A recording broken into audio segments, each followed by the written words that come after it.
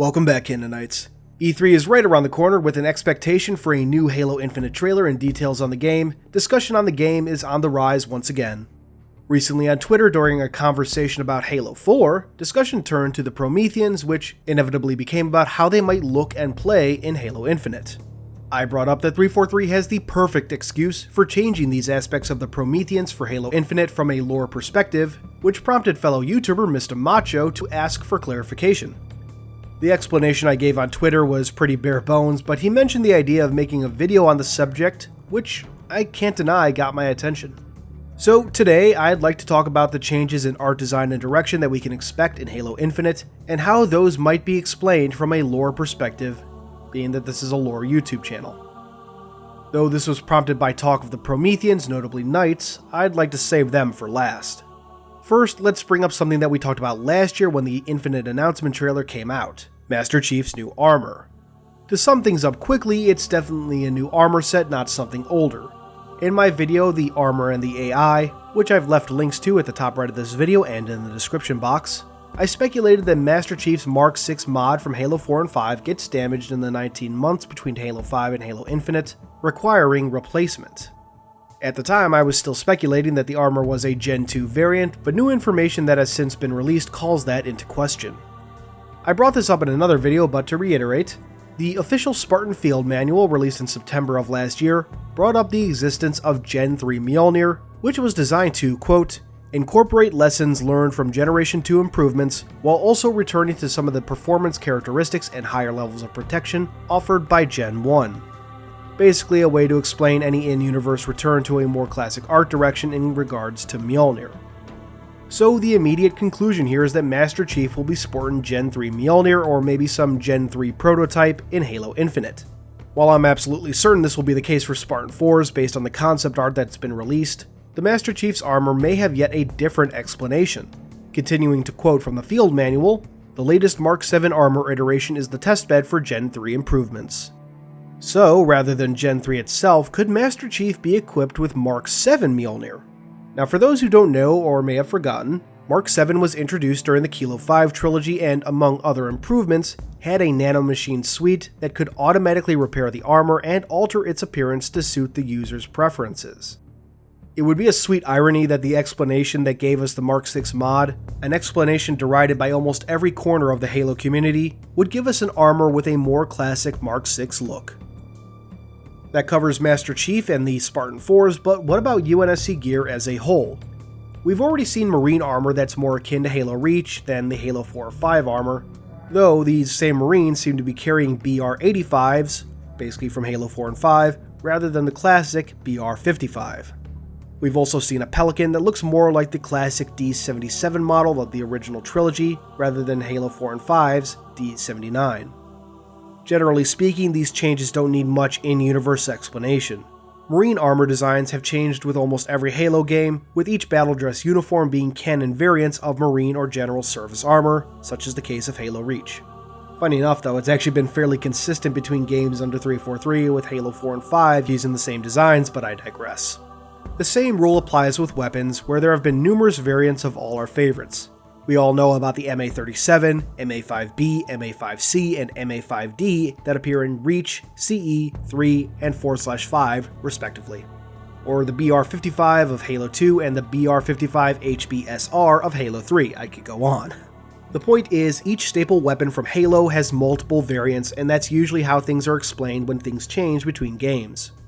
A new name is all that's required there, as has been tradition. Now let's move on to the part that I really want to talk about, the thing that inspired this video, how the Prometheans might change. Interestingly, we've already seen some minor changes made to these constructs between Halo 4 and Halo 5. In Halo 4, Promethean Knights had hardlight shields and 4 distinct variants, and were known to teleport about quite a bit. In Halo 5, there were some notable changes to the Knight Battle Wagon and Commander classes. The Knight Lancer seems to have disappeared entirely, and Knights no longer have shields and don't really teleport around.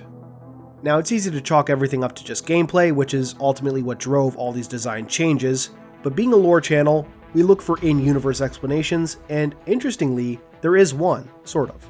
In the very first level of Halo 5, towards the end when you first encounter Knights, Spartan Tanaka says this.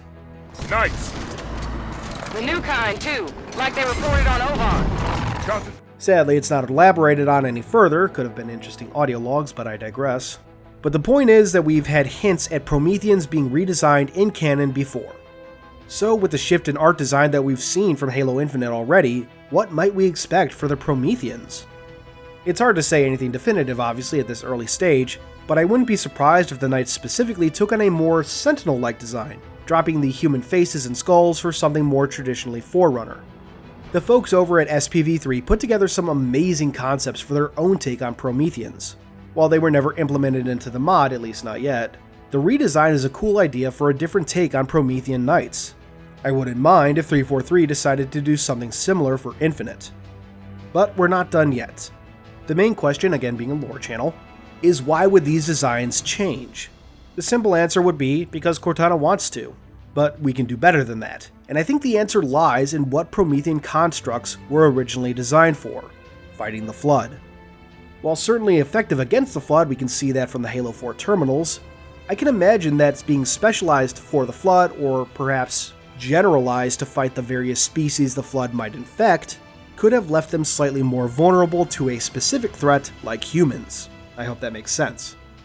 I would argue that there's even some minor support for this in the lore due to the introduction of Promethean soldiers. As before, their introduction was ultimately gameplay driven, but we're going to focus on the lore. With the soldiers, while their appearance isn't explained in any in-game material as far as I can remember, it is explained in the larger lore. To sum things up, soldiers are a type of combat machine known as an armiger, and the ones encountered in Halo 5 are newly built. Quoting from a pre-Halo 5 Canon fodder post, during their war with ancient humanity millennia ago, the Didact employed the use of armigers, bipedal combat platforms that proved incredibly useful for raiding ancient human warships, particularly when attempting to infiltrate the often more confined spaces of human vessels. So, the armigers, and soldiers to an extent, were originally created with combating humans in mind. We can actually see that reflected in-game when soldiers utilize human weapons and vehicles. Further down the line in the same article though, their reappearance with the Guardians indicates that the secret of their manufacture has once again been uncovered. So again, this shows that they are newly built machines, not something dug up from some unknown installation, yada yada yada.